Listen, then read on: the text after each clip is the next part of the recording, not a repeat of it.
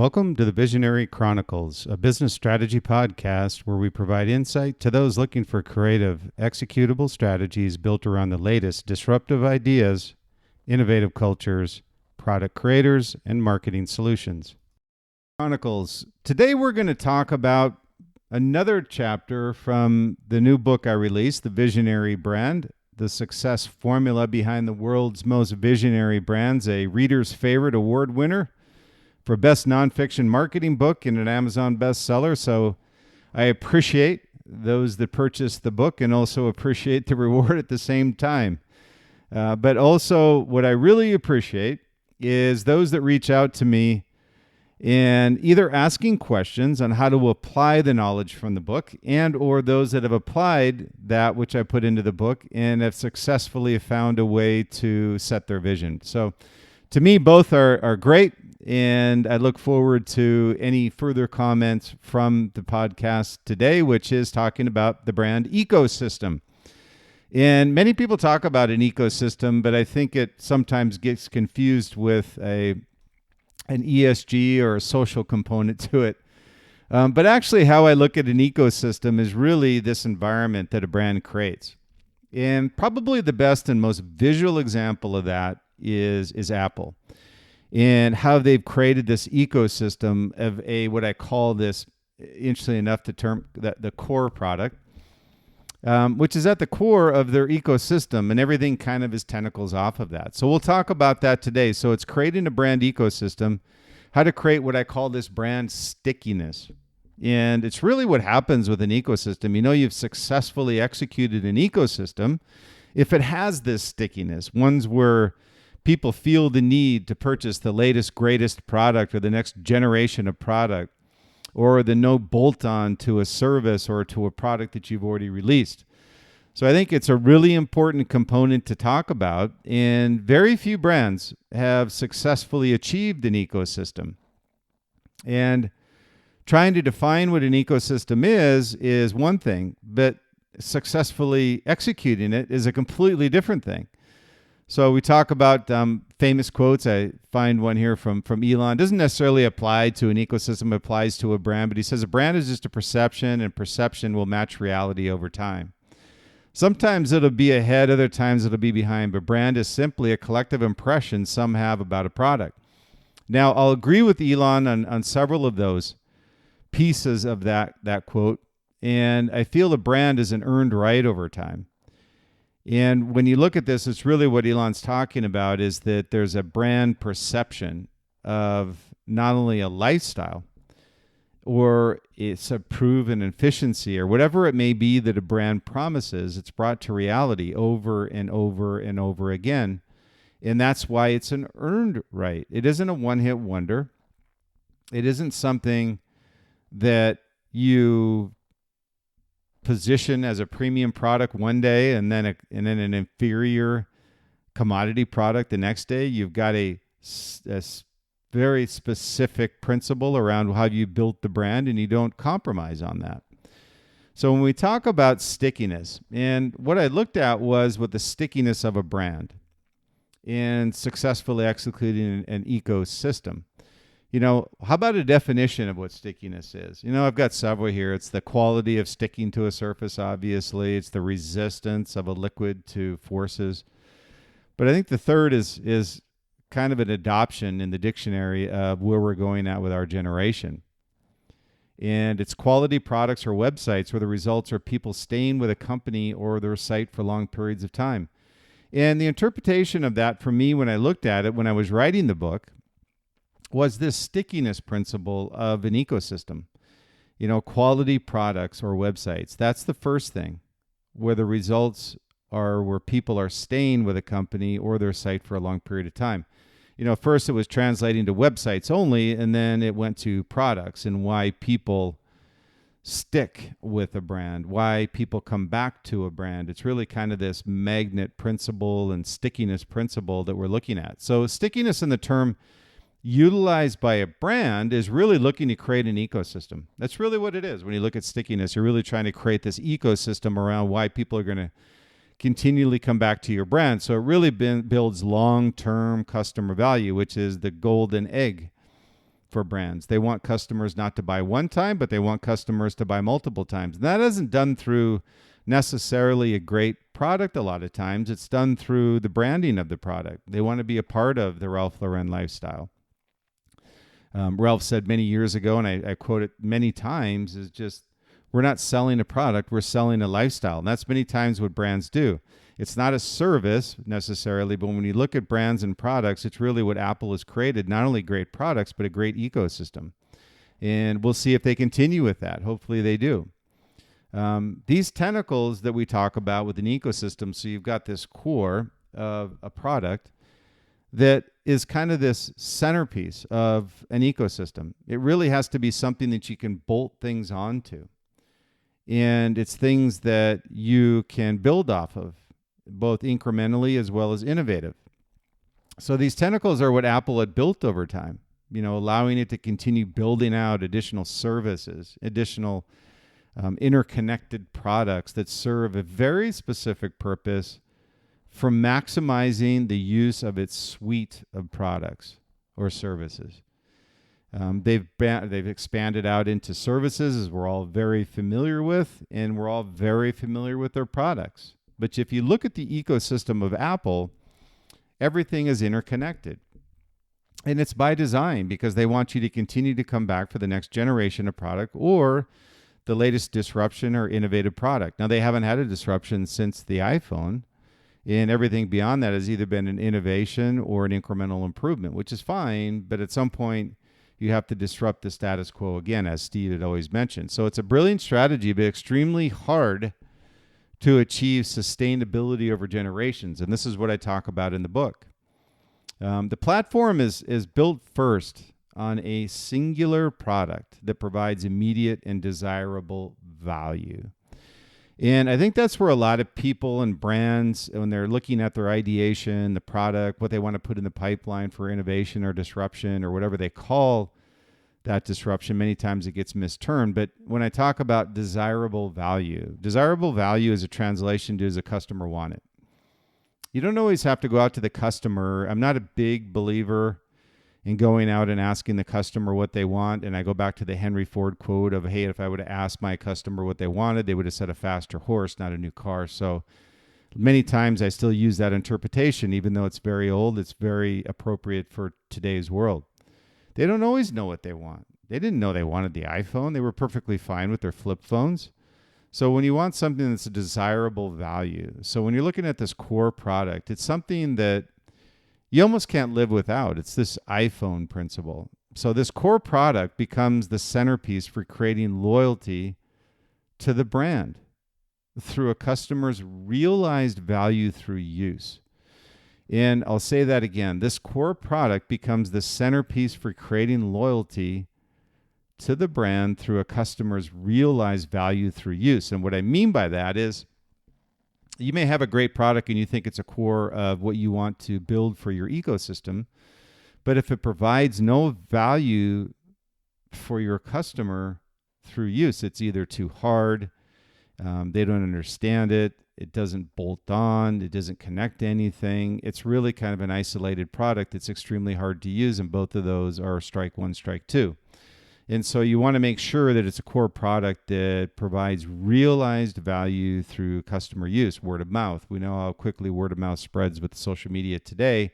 You want this to be positive use and a use that they realize true value. So once the core has been developed, then you start looking at and whiteboarding these tentacles. And we do that with Liquid Mind, with brands that are looking to build off an ecosystem. Some are small, some are large. And it's perfectly fine both ways. I mean, Apple had a very big vision, and they were able to execute that vision, and we all still live in that world today. So they can be bolted on, and they can be an added, what I call this additive value to the core.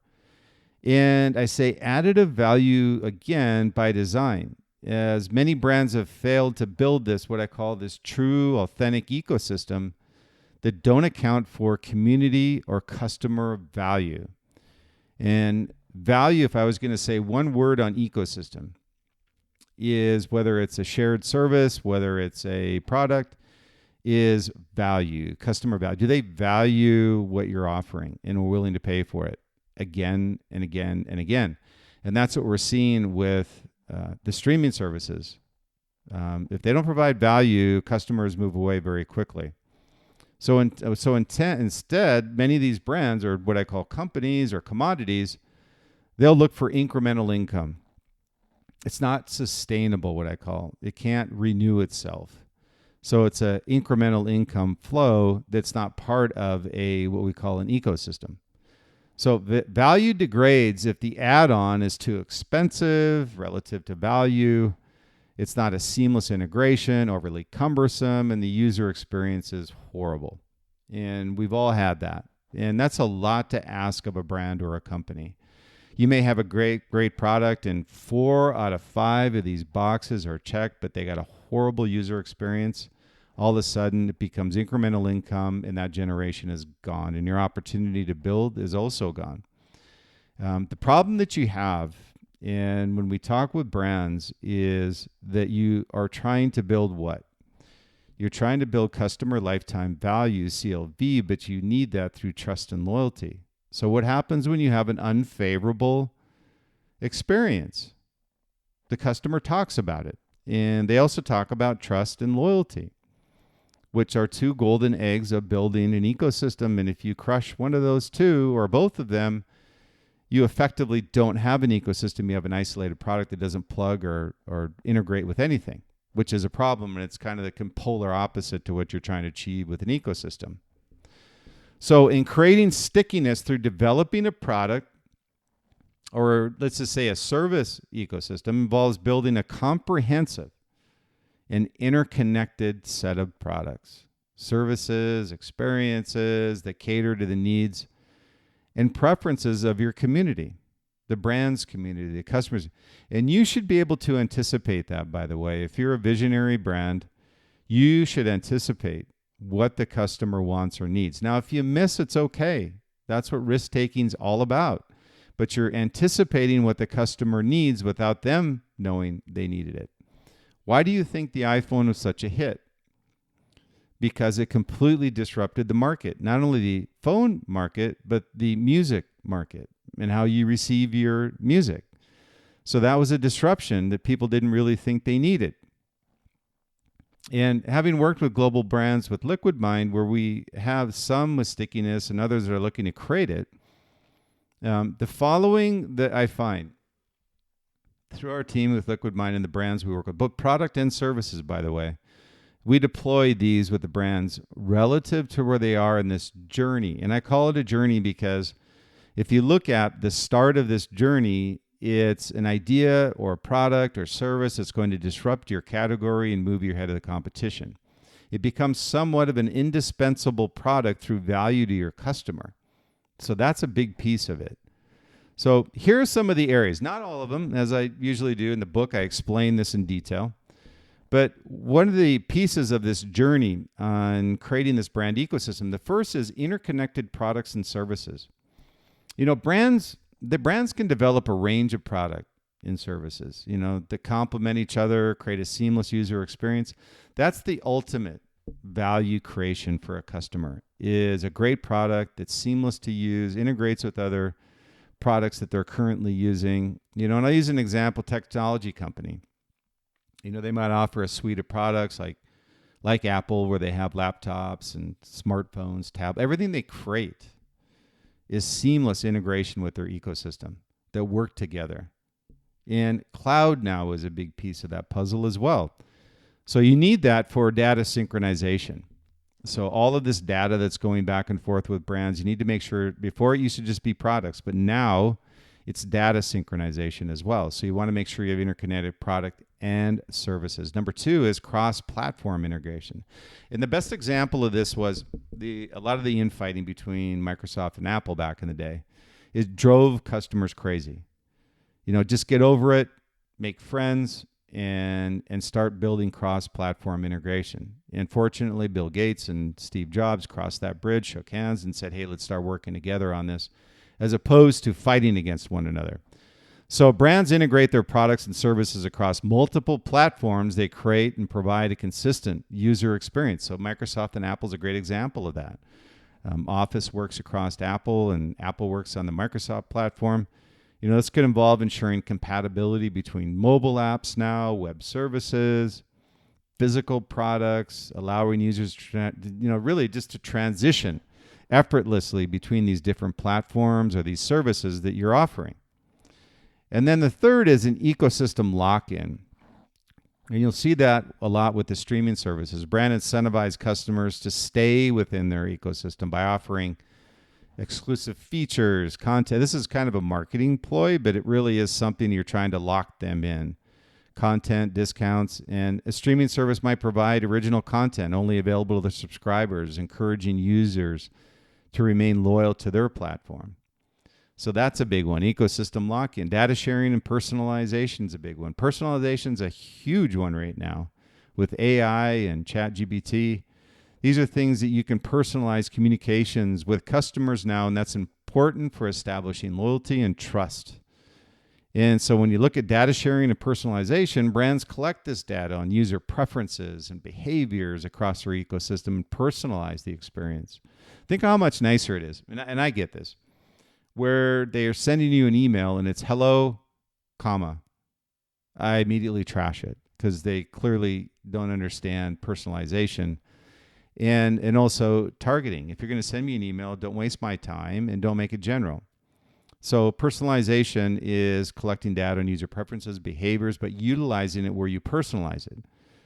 By leveraging insights from consumer data, brands can offer tailored recommendations. Clothing companies, footwear companies do this all the time. Content, all the streaming services offer this now, services that can enhance their stickiness. I would say the streaming services now are kind of starting to learn this personalization, but I wish they would get better at it. Is that all of these packages that they put out there, 20 channels for $20. Well, I don't need all 20. Give me an individual, what I call menu of offerings that you're going to give to me. And I'm actually willing to pay more for 3 channels than I would for the 20 because I'm actually going to watch the 3 channels. So data sharing and personalization is a big piece of the puzzle. The next is community and social engagement. So brands kind of foster this sense of community, and I love that. And they really need to have that community because people want to be a part of this lifestyle. And I'll reference footwear and apparel companies and consumer brands in particular, because there's a certain lifestyle you can generate through this social engagement and community build. And this is this fostering or growing of this community and social engagement with their ecosystem. Talk to people online. You're providing forums for them to talk to brands inside of the company, social media platforms.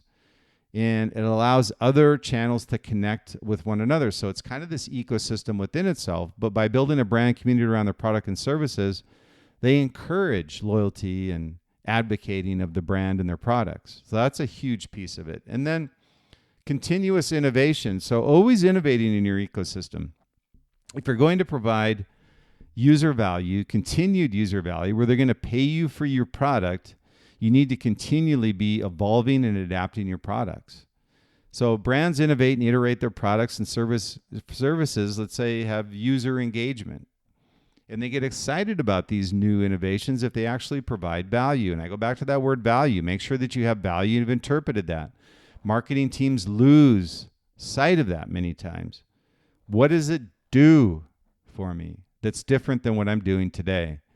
It's going to involve releasing regular updates, introducing new features, expanding new product categories that meet the evolving needs of your customer community. Anticipate the need and provide value. Those are really important points.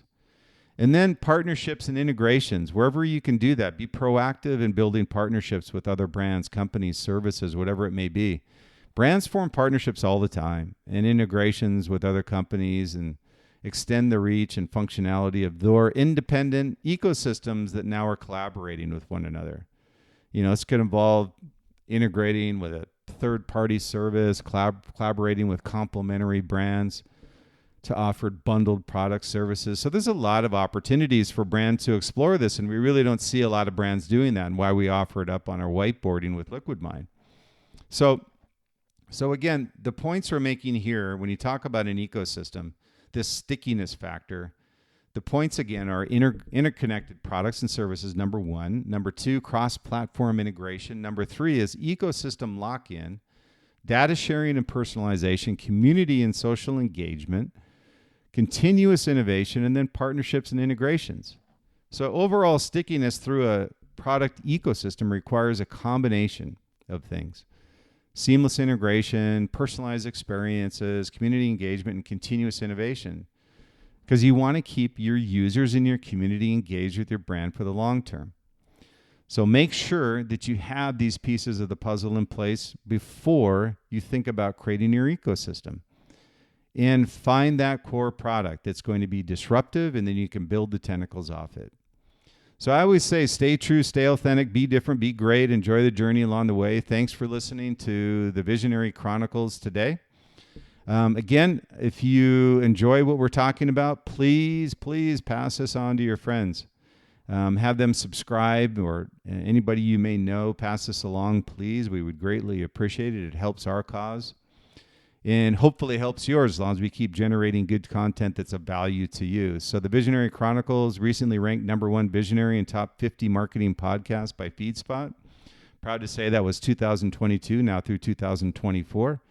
And a best-selling book that I released a year and a half or so ago, Visionary Brand, the Success Formula Behind the World's Most Visionary Brand. Proud to say also, by the way, that we just released, after many, many months of work, our master course, the Visionary Brand Master Course, through the visionaryfiles.com. That's where you'll find the master course.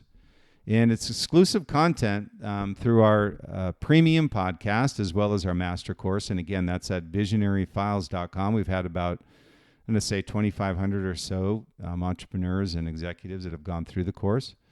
So would love to have you take a look at that. We have it actually intro sampler for you to look at as well. So please, through Apple Podcasts, Spotify, Podbean, we're on every iHeart, Google podcast. And if you could subscribe, and ideally, if you could leave a review, that would be awesome as well, and we would really appreciate it. And again, it helps our cause and hopefully yours as well. And for those that would like to reach out to me, I get a lot of this as well. After listening to the podcast, people who want to reach out to me or our team, you can reach out to us at liquidmindsite.com, liquidmindsite.com. And if you have any questions, or if you just want to meet, you got a problem, issue you want to discuss, feel free to set up a free meeting with us at liquidmindsite.com. Or reach out to me directly at Bryan, B-R-Y-A-N, at liquidmindsite.com. Again, that's B-R-Y-A-N. Hopefully the correct way of spelling it, at liquidmindsite.com, liquidmindsite.com. Facebook at Bryan Smeltzer 33. Instagram at Bryan_Smeltzer. Twitter at Bryan Smeltzer, and then also at LinkedIn, Bryan Smeltzer. So again, thank you for listening to the Visionary Chronicles, and we look forward to our next podcast.